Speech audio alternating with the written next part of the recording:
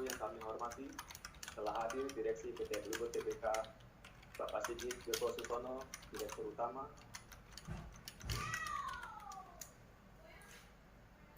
Bapak Adrianto Joko Sutono, Wakil Direktur Utama, selamat siang, Bapak Eko Yuliantoro, Direktur, saya Yusuf Salman, Bapak Sekretari, sebagai moderator acara Public Expose hari ini. Agenda Public Expose hari ini terbagi menjadi dua, yaitu paparan dari Direksi atas kinerja perseroan sampai dengan kuartal 3 2021, dan berikutnya sesi tanya jawab. Kami persilakan bagi Bapak dan Ibu yang ingin mengajukan pertanyaan dapat mengisi di kolom chat yang telah disediakan pada saat paparan Direksi, di mana pertanyaan-pertanyaan tersebut akan dibacakan pada saat sesi tanya jawab. Mohon pada saat menuliskan pertanyaan juga disertakan nama dan institusinya. Kami persilakan pada Direksi Bluebird untuk menyampaikan paparannya. Terima kasih.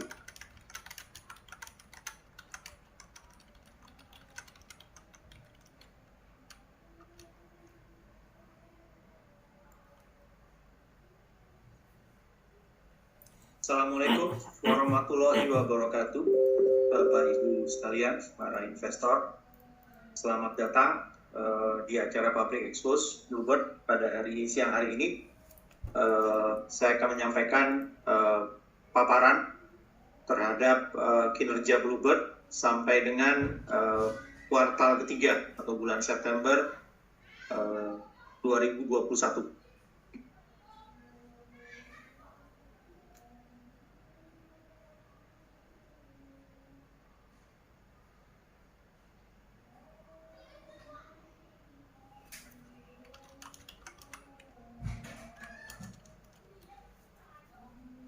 Oke, baik, saya akan mulai. Perusahaan PT Bluebird Tbk ini didirikan atau berdiri sejak tahun 1972, bergerak di dalam jasa angkutan penumpang, khususnya taksi dalam hal ini. Sejak tahun 72 sampai dengan periode selanjutnya, ini kita bagi menjadi kurang lebih 3 periode. Pertama tahun 72 sampai dengan tahun kurang lebih 2014, di mana PT Bluebird telah berkembang menjadi suatu perusahaan taksi terkemuka di Indonesia. Ketika itu berkompetisi dengan beberapa perusahaan taksi lainnya, namun setelah 40 tahun lebih bergerak di dalam sektor ini, Bluebird bisa dinyatakan tampil sebagai market leader. Ketika itu dengan mengusung filosofi dasar dalam hal ini adalah pelayanan, kemudian azas keandalan, dan juga keselamatan bagi penumpang. Jadi kalau periode pertama kita melakukan atau perusahaan melakukan diferensiasi melalui berbagai upaya pelayanan maupun teknologi yang tersedia pada saat itu, seperti penggunaan taksimeter, kemudian GPS, kemudian ketika itu ada juga menggunakan BlackBerry application dan juga menggunakan computerized call center ketika itu. Pada periode itu pun Bluebird menambah lini usahanya atau jasanya dengan memberikan atau menyediakan pelayanan berupa jasa yang selain taksi. Dalam hal ini dipayungi oleh branded Big Bird untuk pelayanan bagi pelanggan yang menggunakan bis, kemudian Golden Bird itu untuk mobil-mobil non taksi maupun Silver Bird. Silver Bird ini adalah taksi yang kelasnya premium, kurang lebih seperti itu. Memasuki tahun 2014, ketika itu dimulai dengan pada akhir tahun 2014, November 2014, Bluebird melakukan IPO di Bursa Efek Jakarta ketika itu. Periode 2014-2020 ditandai oleh semakin merebaknya pendatang-pendatang baru yang mengusung bisnis model yang baru. Ya, kita sama-sama tahu ada Uber, Gojek, Grab, dan sebagainya, di mana pola bisnis atau bisnis model yang mereka bawa itu berbeda, jauh berbeda dengan bisnis model Bluebird sendiri. Persaingan menjadi ya, ketika itu mungkin 40 tahun pertama Bluebird bisa tampil menjadi market leader, namun kemudian terdisrupsi dengan munculnya taksi online yang kemudian mengambil sebagian dari pangsa pasar Bluebird. Menyadari hal tersebut, Bluebird melakukan transformasi terhadap perusahaan untuk tetap menjadi relevan di dalam persaingan industri usaha, mengembangkan 3 pilar transformasi dalam hal ini, yang disebut sebagai multi-channel, kemudian multi-product, dan multi-payment. Jadi multi-channel itu adalah mempermudah pelanggan untuk dapat melakukan pemesanan terhadap Bluebird. Multi-product, kita mengembangkan kembali jasa service yang ditawarkan menjadi atau melebar kepada angkutan antar kota, kemudian pelelangan kendaraan, auction, mobil second, dan juga mobil go atau penjualan kendaraan kita lakukan langsung. Selain itu kita melakukan juga multi payment. Multi payment di sini berarti adalah kami menawarkan cara pembayaran yang lebih fleksibel, baik itu dapat menggunakan credit card, debit card, maupun e-wallet dan juga e-voucher. Begitulah kurang lebih apa yang kita lakukan untuk bersaing dengan pendatang-pendatang baru ini.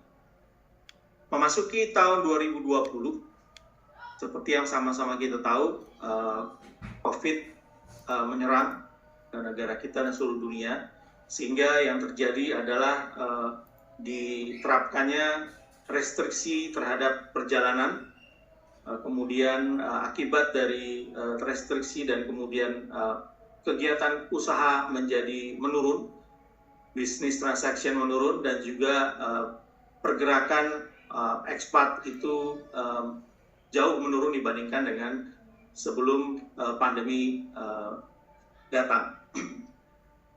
Untuk ini Bluebird juga melakukan beberapa strategi, melakukan adaptasi terhadap kondisi transportasi dengan lebih memperhatikan atau merelate antara cost dan revenue untuk dalam sebagai dasar, sebagai basis melakukan transformasinya. Kemudian melakukan digitalisasi dan juga cloudification terhadap service dan juga operasional inti dari perusahaan. Tentunya dengan tetap mempertahankan filosofi dasar, yaitu pelayanan, keandalan, keselamatan, serta satu lagi ditambah menjadi faktor kesehatan atau healthy. Kita makin memperluas multi-channel, bekerja sama dengan pihak-pihak lain, begitu pula multi-product dan multi-payment. Ini kita akan bahas di slide-slide selanjutnya untuk multi-channel, multi-product, dan multi-payment.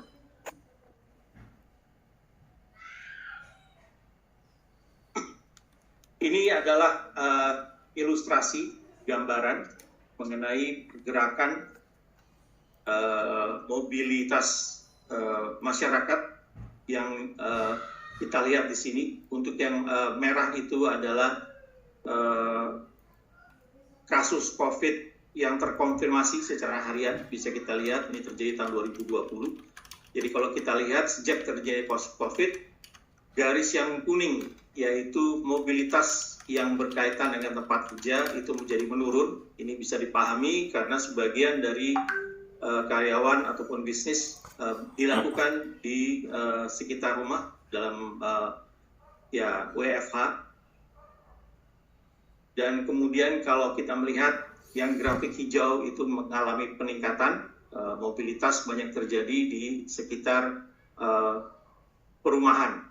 Jadi dari sini pola ini kita bisa lihat bahwa memang pola pergerakan atau mobilitas dari masyarakat berubah dalam hal ini.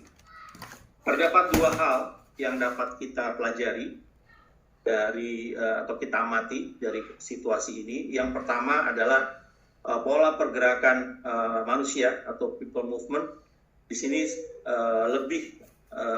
menjadi lebih private, mungkin karena menghindari kerumunan, dan kemudian juga karena kegiatan perkantoran menurun jauh, ya kegiatan di dalam sekitar perumahan memang menjadi lebih tinggi, serta behavior dari masyarakat terdapat perubahan yang cukup signifikan, di mana kecenderungan masyarakat untuk menggunakan pola pembayaran dan sebagainya itu lebih bersifat cashless, touchless, jadi minimal sentuhan dalam hal ini. Tentunya juga karena mempertimbangkan adalah faktor kesehatan dari masyarakat tersebut.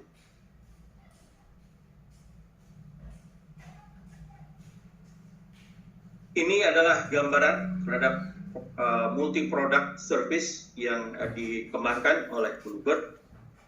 Jadi melihat perkembangan di mana terjadi pergerakan karena kebanyakan masyarakat itu tinggal di rumah, sehingga yang berkembang itu adalah angkutan atau transportasi barang dalam hal ini.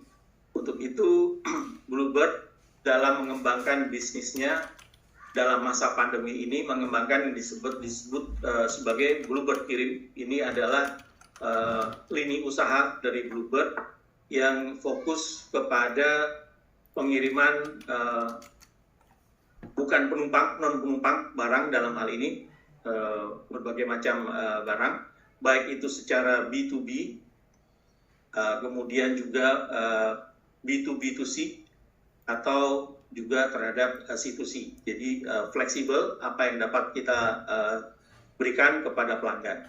Selain itu, Bluebird juga bekerja sama dengan pihak-pihak lain, sehingga menjadi bagian dari rangkaian ekosistem pengangkutan baik itu barang maupun penumpang. Kita bekerja sama dengan Paxel, dengan Freshbox, namun di sisi lain kita juga bekerja sama dengan Kereta Api Indonesia maupun Garuda Indonesia, serta kegiatan-kegiatan usaha lain seperti Union Group dan Ismaya. Selain itu, kami juga bekerja sama dengan Indogrosir, JDID, dan Shopee untuk membantu untuk meningkatkan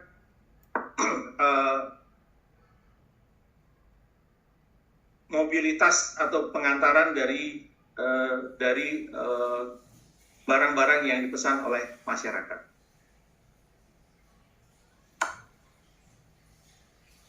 Untuk multi channel, kami mengembangkan beberapa cara untuk pemesanan Bluebird dalam hal ini, baik itu MyBB yang kita kembangkan sendiri dengan lebih handal, kemudian kita bekerja sama dengan Gojek dan Traveloka, serta dengan Kereta Api Akses dan juga Garuda dalam hal ini.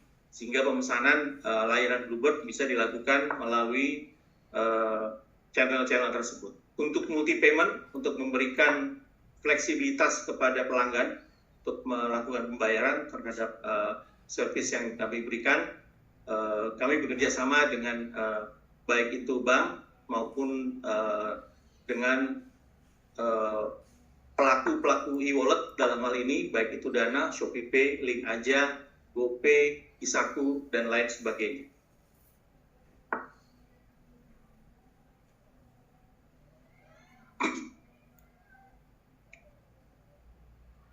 Di tahun 2021, beberapa key events yang dapat dicatat adalah bahwa Bluebird mengembangkan My Bluebird 5 berupa mobile apps dalam hal ini yang kami beri tagline sebagai A New Mobility Symphony. Ini adalah untuk mempermudah pelayanan kepada pelanggan untuk dapat melakukan pemesanan pada jasa Bluebird. Kemudian Bluebird bekerja sama dengan beberapa penyedia payment system seperti GoPay, ShopeePay, ini untuk menambah variasi pembayaran, opsi pembayaran bagi pelanggan. Kemudian pada bulan September 2021 yang baru lalu terjadi pergantian di pucuk pimpinan Bluebird Tbk dengan diangkatnya Pak Sigit Joko Sutono sebagai Direktur Utama yang baru.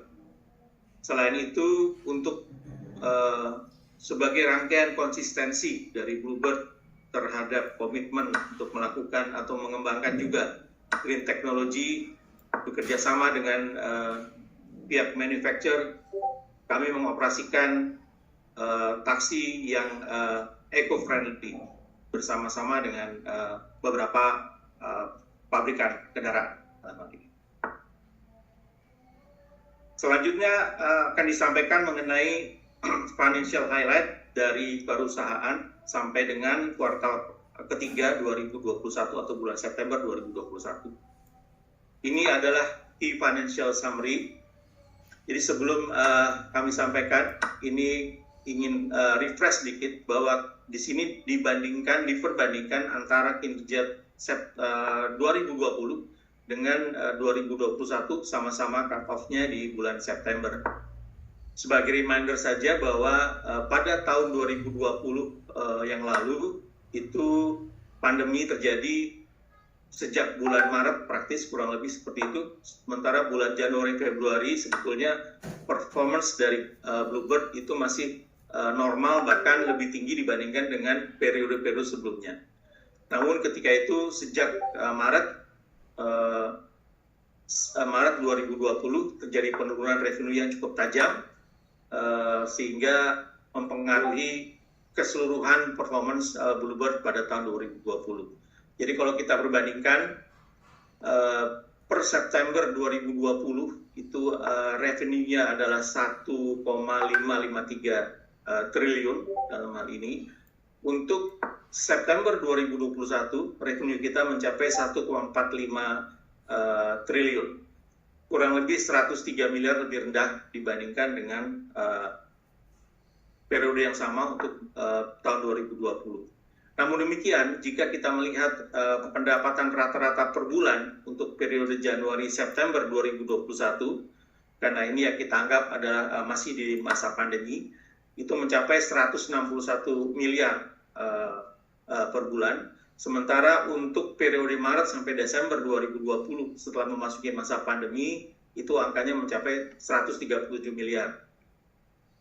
Dapat dilihat di sini bahwa terjadi kenaikan kurang lebih sekitar 17,5% revenue per bulan, itu atau 24 miliar, mengindikasikan bahwa tahun 2021 ini kondisi bisnis sudah mulai membaik, diindikasikan oleh meningkatnya pendapatan per bulan perusahaan dalam hal ini.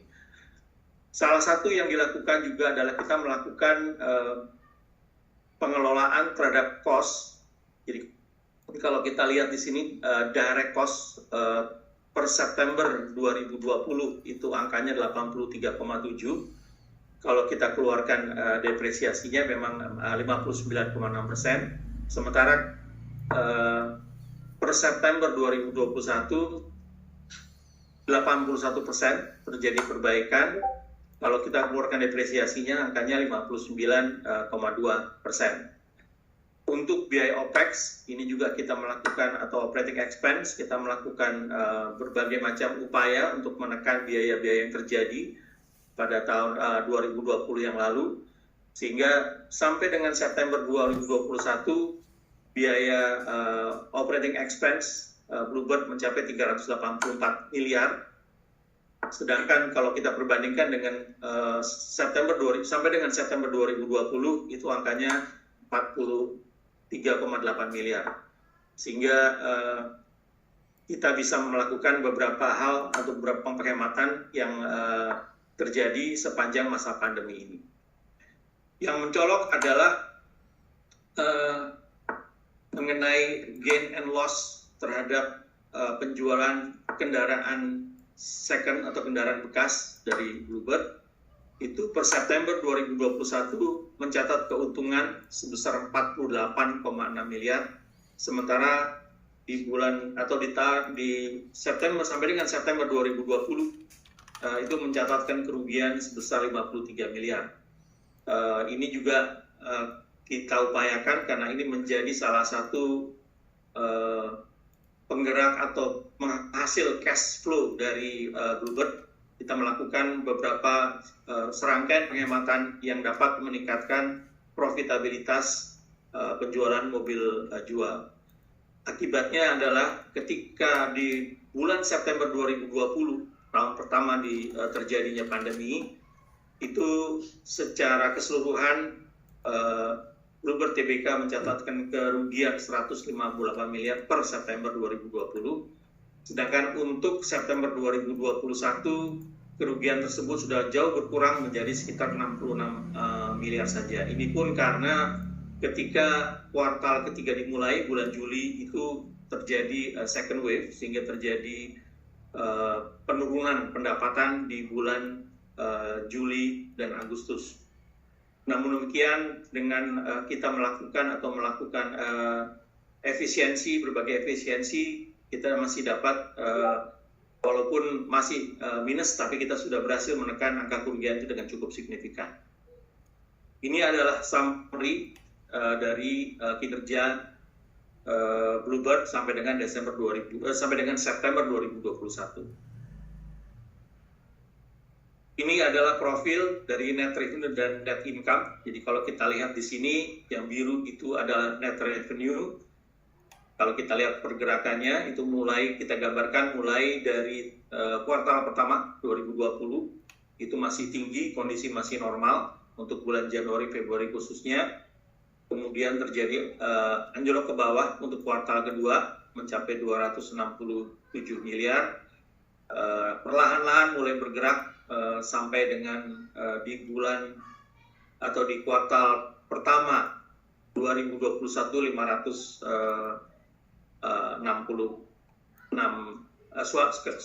kuartal kedua 2021 566 miliar, sedangkan kuartal ketiga itu adalah hanya 405 miliar karena terjadinya second wave pandemi di awal Juli ketika itu. Dari sisi yang orange, ini adalah net income loss. Kalau kita perbandingkan, tampak bahwa memang terjadi kerugian mulai khususnya di kuartal kedua 2020, itu kerugian terbesar. Perlahan kita mulai bangkit dalam hal ini, sehingga pada kuartal kedua 2021 sudah jauh berkurang.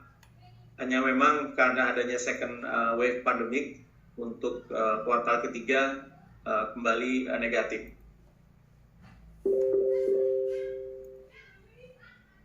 Ini adalah quarter review. Kalau kita perbandingkan, kalau kita lihat di sini seperti ini adalah penggambaran dari atau pengembangan dari slide sebelumnya. Jadi kalau kita lihat di blok yang kanan, itu adalah yang biru muda adalah revenue. Jadi 1,45 di bulan sampai dengan September 2021. Kemudian Yang orange itu adalah gross profit. Gross profitnya walaupun revenue lebih rendah sedikit dibandingkan dengan kinerja 2020, namun gross profit menjadi lebih besar. Begitu juga dari sisi operating profit itu lebih baik dibandingkan dengan kinerja 2020.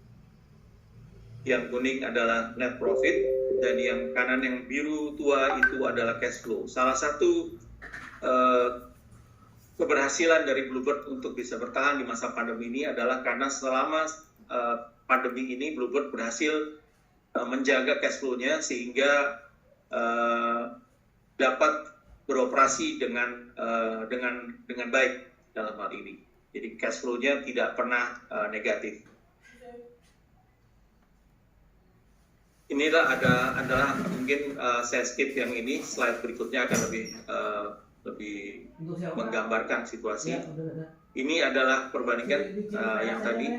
Jadi kalau kita lihat di sini, ini revenue-nya yang pertama, kemudian beban langsung. Jadi kalau kita lihat di sini, laba bruto untuk 2021 lebih baik dibandingkan dengan 2020, atau angkanya 19% dibandingkan dengan 2020 yang 16,3. Kemudian beban usaha juga terlihat mengalami penurunan. Kalau di September 2020 masih 430 miliar, di September 2021 sekitar 380 miliar, dan hasil ratio pun demikian lebih baik. Dan seterusnya angkanya kalau kita lihat di bawah, untuk bulan September seperti tadi disampaikan sampai dengan September 2020 kerugian kurang lebih 158 miliar. Namun untuk bulan September 2021 angkanya sekitar 66 miliar. Mungkin sebagai informasi tambahan, kami mengharapkan bahwa kuartal keempat dengan kinerja yang semakin membaik, angka ini kita dapat mencapai break even untuk full year 2021 sepanjang 2021 ini. Dari sisi EBITDA tampak bahwa 2021 248 miliar, sedangkan untuk September 2020 angkanya 235 miliar. Di rasio-rasio dan juga angka-angka menunjukkan perbaikan yang cukup signifikan dibandingkan dengan 2020. Ini adalah arus kas. Kalau kita lihat posisi kas kita di akhir September 2021 adalah 740 miliar kurang lebih. Ini kurang lebih hampir sama dengan posisi per September 2020, sehingga dapat dikatakan bahwa Bluebird mampu untuk mempertahankan posisi cash-nya dalam masa-masa yang sulit seperti ini. Ini adalah balance sheet. Jadi kalau kita lihat di sini memang terjadi penurunan terhadap jumlah aset. Aset yang tercatat pada Desember 2020 itu adalah 7,2 triliun. Namun terjadi penurunan kurang lebih sekitar 600 miliar di tahun 2021 bulan September. Penurunan ini disebabkan karena penurunan aset tidak lancar. Dalam hal ini adalah mobil. Ketika itu kita melakukan penghematan terhadap kendaraan operasional karena memang revenue yang market yang sedang menurun, sehingga mobil-mobil yang relatif lebih tua dan sebagainya kita lakukan penjualan seperti disampaikan, sehingga terjadi penurunan aset tidak lancar, sehingga menemukan penurunan aset tidak lancar yang menyebabkan penurunan jumlah aset. Jumlah liabilities kalau dilihat di sini relatively tidak ada, bahkan ada penurunan. Jadi kalau kita lihat di tahun 2021, jadi 2021 itu kita 2020 kita melakukan relaksasi, tapi 2021 kita sudah lepas dari relaksasi, sehingga kita sudah mulai melakukan pembayaran cicilan kepada kreditur-kreditur kita.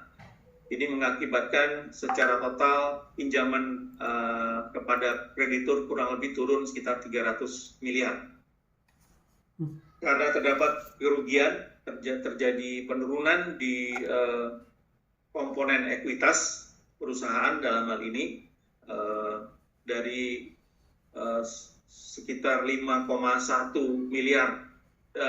triliun di Desember 2020 menjadi sekitar 4,9 miliar di September 2021.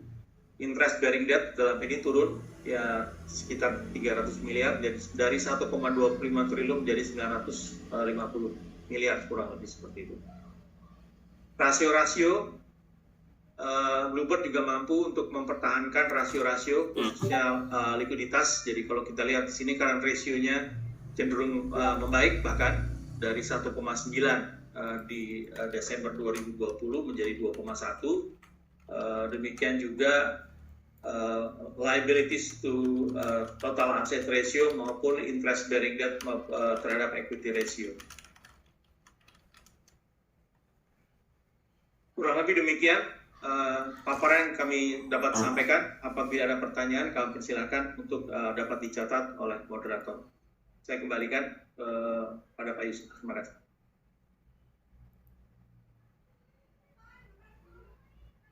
Terima kasih Pak Eko atas paparan yang disampaikan. Bapak dan Ibu, saatnya kita masuk ke sesi tanya jawab. Kami telah menerima pertanyaan yang masuk. Untuk sesi pertama akan kami bacakan pertanyaan dari 3 penanya terlebih dahulu.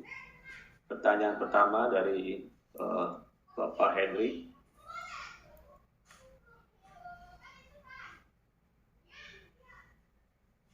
Apakah usaha logistik Bird ini peruntukannya untuk mendukung dongkrak taksi yang okupansi rendah karena pandemi, atau memang ke depan lini logistik ini malah jadi fokus sebagai motor pertumbuhan baru dari Bluebird selain mengangkut penumpang?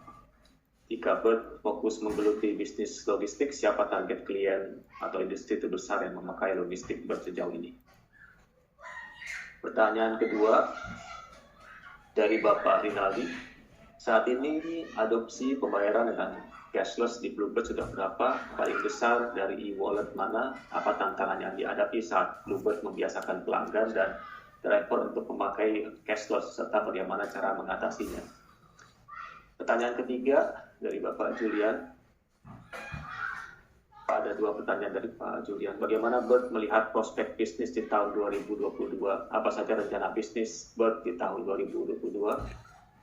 Untuk pertanyaan kedua, berapa rencana capex Bird di tahun 2022, untuk apa saja peruntukannya, dari mana saja sumber pendanaannya, dalam hal ada rencana menambah atau membeli armada baru, berapa unit armada yang ingin ditambah di tahun 2022. Untuk pertanyaan pertama kami persilakan Pak Andre. Silakan Pak Andre. Baik, terima kasih Pak Yusuf. Memang sebelum pandemi perusahaan sudah melihat ada kebutuhan pengiriman barang yang dapat diutilisasi dengan kendaraan-kendaraan aset perusahaan. Namun saat ini seiring dengan terjadinya pandemik, kita mempercepat akses menuju fasilitas atau layanan itu pengiriman barang. Nah, memang saat ini pengembangan ke depan kita masih melihat visibilitas yang kita lakukan sejauh mana kita bisa kembangkan berdasarkan existing client yang sudah ada di materi disampaikan sebelumnya, dan tentunya kita tetap mempelajari pengembangan yang lebih jauh terhadap industri tersebut. Terima kasih.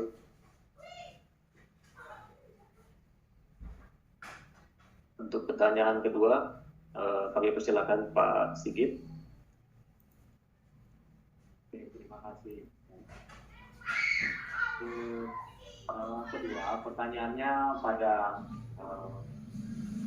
e-wallet ya dan non tunai tampaknya. Jadi di Bluebird ini kita punya strategi multi payment, multi akses dan multi produk. Jadi dalam hal e-wallet itu merupakan salah satu strategi kita untuk menambah cara pembayaran. Namun selain e-wallet itu juga ada pembayaran-pembayaran yang lain seperti e-voucher yang kita dijalankan tunai ataupun kredit card dan debit card. Sehingga kalau dilihat memang jumlah penambahan dari sisi non tunai ini meningkat cukup baik, terutama di saat pandemi di mana orang akan makin banyak menggunakan cashless payment. Jadi kita fokus bukan hanya pada e-wallet, kita fokus pada non tunai secara keseluruhan. Nah, pada saat kita lihat penggunaannya paling banyak, tentunya masih sangat bergerak, karena setiap produk dari kartu kredit, dari e-wallet, dari juga promosi yang lainnya itu tetap berjalan. Jadi kalau dibilang memang ada yang prioritas, ada yang tidak, itu berubah-ubah. Kita fokus terhadap non tunai secara keseluruhan. Dan untuk sosialisasi ke pengemudi, kita sekarang sudah menggunakan IoT. Jadi sebenarnya jadi jauh lebih mudah. Dulu teknologinya perlu kita broadcast, kita informasikan bahwa pemakaian non tunai itu bisa mudah dipakai oleh pengemudi dan tamu. Tapi dengan adanya aplikasi digital dan juga adanya layar IoT di kendaraan kita, informasi mengenai cara pembayaran non tunai itu menjadi lebih mudah. Tantangannya adalah mengerti bahwa di Bluebird ataupun di armada kita tersedia cara pembayaran non tunai, baik melalui Easy Ride ataupun melalui proses pemesanan di awal. Jadi itu yang kita sampaikan sebelum naik. Informasi-informasi cara pembayaran non tunai itu sudah ditampilkan, dan juga pada saat naik tampilan nanti di dalam mobil itu ada kris yang juga bisa dipakai untuk di-scan, itu juga kita tampilkan dalam layar audio. Jadi tantangannya adalah sosialisasi dan juga tampil dengan cara. Mudah-mudahan bisa dijawab. Itu, terima kasih.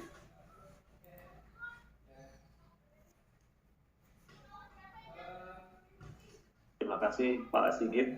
Untuk pertanyaan nomor 3 mengenai Bird melihat prospek bisnis di tahun 2022, apa saja rencana bisnis Bird di tahun 2022?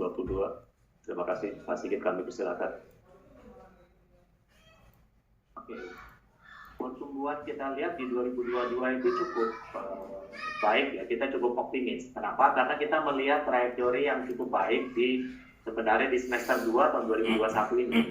Tadi Pak Eko sudah sampaikan bahwa kondisi setelah dilepaskannya pengetatan kontrol PPKM akhir kuartal 3, trajektori kita berubah dengan sangat pesat. Sehingga kita melihat tahun 2022 ini tentunya menjadi satu trajektori yang sangat optimis dari Bluebird melihat beberapa kondisi. Satu, bahwa ekonomi tidak banyak lagi akan terjadi pengetatan ataupun terjadi PPKM. Kedua, tentunya kita tetap harus berhati-hati apakah memang ada dari COVID-19 yang berikutnya muncul. Apabila itu muncul, perusahaan tentunya akan melakukan antisipasi lebih cepat, karena kita pengalamannya sudah melakukan antisipasi tersebut di 2 tahun terakhir ini. Jadi kalau dilihat ya kita sangat optimis di tahun 2022.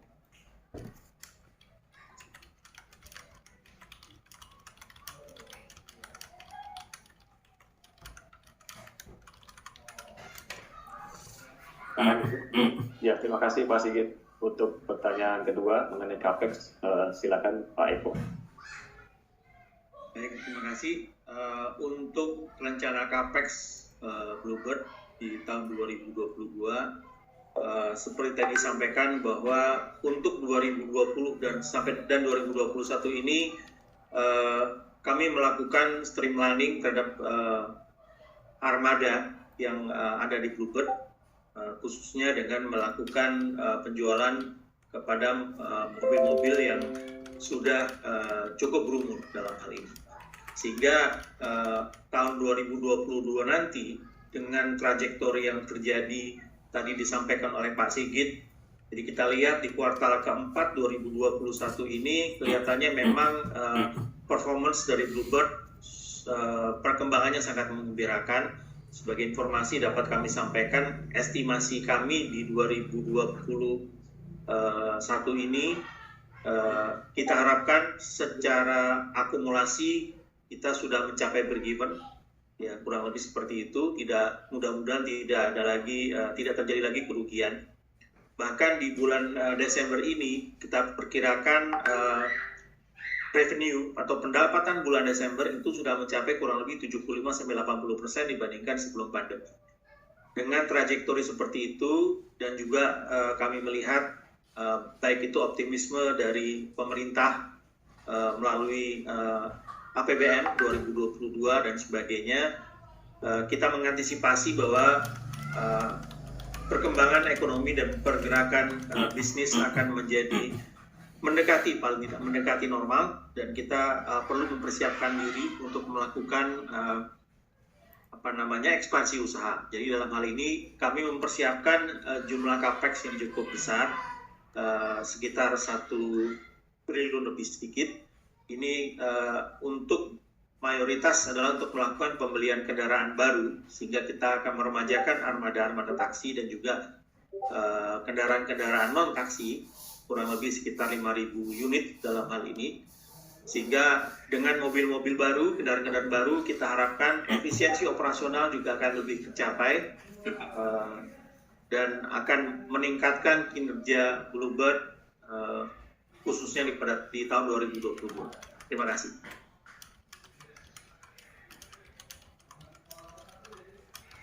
Terima kasih Pak Eko. Bapak dan Ibu sekalian, kita masuk ke sesi tanya jawab yang kedua. Untuk pertanyaan pertama, bagaimana pembagian pendapatan dengan driver pada masa pandemi? Apa perbedaannya dengan sebelum pandemi? Nanti mohon dijawab oleh Pak Andre. Pertanyaan kedua, bagaimana persiapan dan tanggapan Bluebird terhadap disrupsi berikutnya di industri angkutan dalam kota dari robot taxi, driverless taxi, ataupun car sharing, share car asal, di mana saat ini pengemudi Bluebird yang ramah merupakan competitive advantage dari Bluebird terhadap kompetitor ride sharing yang relatif mengkhawatirkan seperti dari munculnya kasus jual akun tapi robot taxi maupun car share tidak memerlukan driver. Nanti kami minta bantuan Pak Andre untuk menjawab pertanyaannya. Dan pertanyaan ketiga, selamat buat berbagai langkah perbaikan dan transformasi yang dilakukan oleh Bird makin bagus. Nah, pertanyaannya adalah ada beberapa nama segar di direksi dan komisaris, PMO dari Grab, komisaris Final dari Firmansyah, CEO diganti Pak Sigit. Apakah ini menandakan kalau Bird akan menjadi lebih tech-oriented company? Salah satu komisaris Pak Daniel Budiman adalah mantan investment banker dan venture capitalist. Apakah ini Bird akan aktif berinvestasi atau chip in ke startup company? Sebelumnya sudah akuisisi Cititrans dan adalah mobil bekas. Apakah Bird ke depannya mengarah ke holding atau investment company? Nanti mohon dijawab oleh Pak Sigit. Kita masuk ke pertanyaan pertama terlebih dahulu. Mohon Pak Andre, silakan Bapak. Baik, terima kasih. Saya jawab pertanyaan pertama mengenai pembagian pendapatan dengan driver. Memang pada dasarnya menggunakan proporsi ya, di commission based driver, pengemudi kami mendapatkan berdasarkan pendapatan harian dan bulanan, juga bonus dan insentif lainnya. Dan memang ada perubahan secara signifikan karena pada saat ini walaupun dalam tanda kutip masih dalam masa pandemi, tetapi recovery rate kami seperti yang tadi disampaikan oleh Pak Eko menunjukkan data yang sangat baik, pencapaian yang sangat baik, sehingga pendapatan pengemudi pun juga meningkat seiring dengan meningkatnya pendapatan perusahaan di sektor taksi. Lalu saya bisa langsung lanjut ke pertanyaan kedua mengenai disrupsi berikutnya. Perusahaan Bluebird tentu selalu akan melihat pengembangan teknologi, sebagaimana kita juga memperbaiki sistem seperti salah satunya My Bluebird. Kita juga meningkatkan pengetahuan dengan mengimplementasikan electric vehicles kita, baik di taksi maupun segmen car rental kita yang sudah diimplementasikan di 2 kota saat ini, Jakarta dan Bali.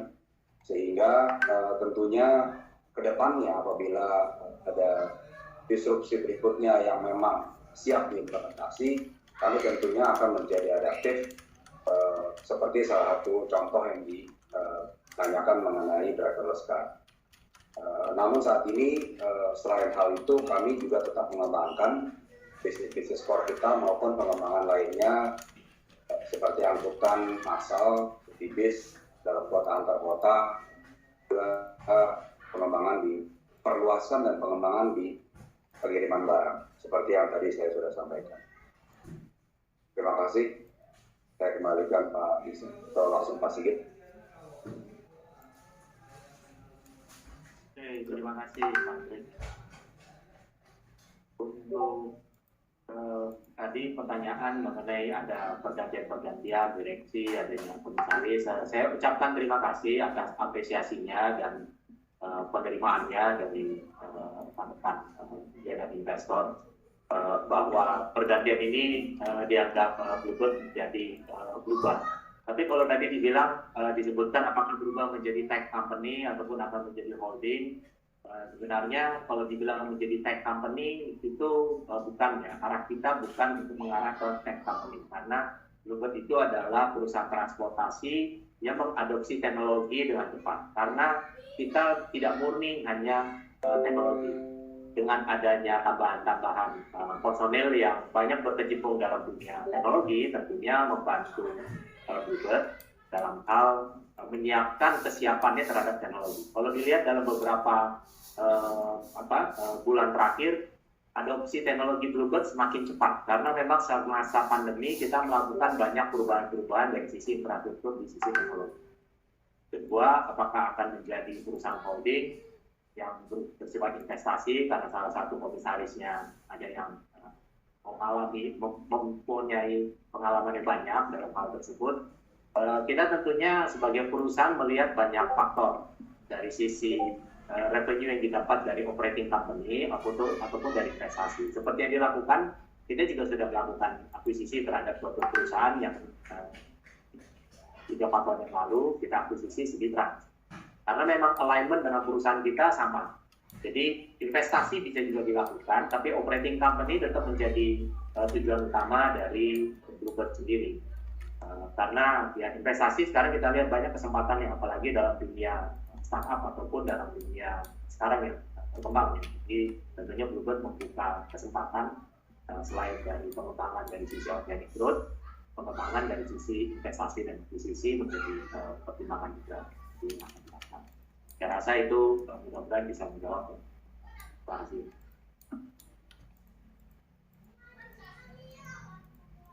Baik, terima kasih atas penjelasan-penjelasan yang telah disampaikan. Demikian sesi tanya jawab ini mengingat waktu yang diberikan telah habis. Sebelum kami akhiri acara ini, kami persilakan kepada Bapak Sigit Joko Sutono, Direktur Utama Perseroan, untuk menyampaikan closing statement. Terima kasih.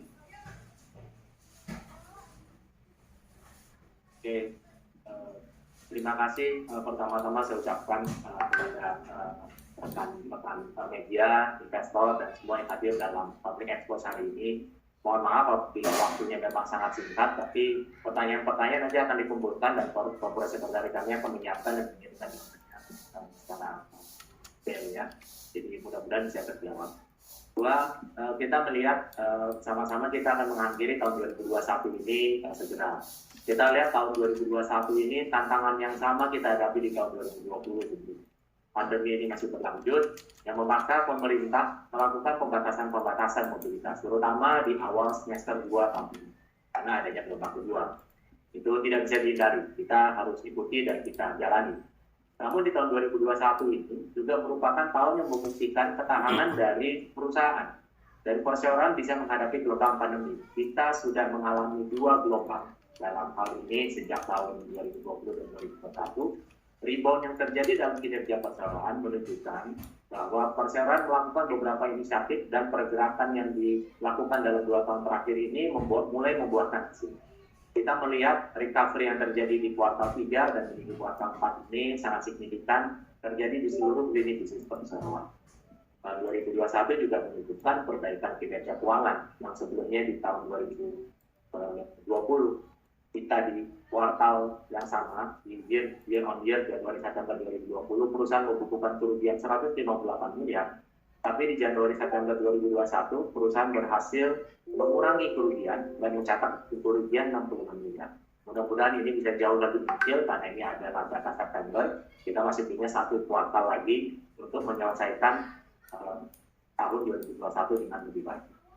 Kunci keberhasilan perseroan dalam recovery pandemi ini adalah kepercayaan tentunya dari para customer dan kemampuan Bluebird untuk memberikan layanan yang prima dengan memberikan pelayanan yang higienis tentunya terhadap seluruh pelanggan kita, dari pelayanan taksi, pelayanan limosin, pelayanan bus di tengah-tengah pandemi, sebelum masa pandemi, pada saat pandemi dan sekarang.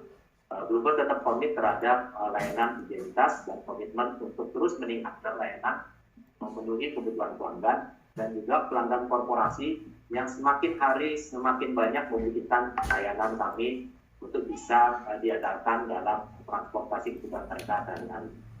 Komitmen kami juga untuk mengembangkan layanan melalui adopsi teknologi, karena tanpa adopsi teknologi, kolaborasi kami dengan kegiatan-kegiatan dengan partner-partner yang lain tentunya akan menjadi cukup sulit. Tapi selain itu juga kita menyiapkan kolaborasi dari sisi yang lain melalui multiple channel, multiple payment, dan multiple produk. Selain dari kolaborasi teknologi, produk pun kita perbaiki. Seperti tadi dalam pertanyaan ada yang menanyakan bagaimana dengan pengiriman barang. Itu termasuk bagian yang menjadi strategi perseroan yang bisa dikembangkan lebih baik-baik. Sekali lagi saya ucapkan terima kasih kepada para investor, kepada seluruh masyarakat umum, kepada pelanggan Bluebird semuanya yang setia terhadap layanan kami. Kami tentunya terus akan hadir dan memberikan pelayanan yang terbaik kepada masyarakat Indonesia menjelang Bluebird memasuki umur 50 tahun di tahun 2022. Semoga Bluebird tetap bisa terus memberikan pelayanan yang terbaik buat para pelanggan dan memberikan kebahagiaan buat para pengemudi dan kepada seluruh stakeholder. Saya ucapkan terima kasih. Wassalamualaikum warahmatullahi wabarakatuh.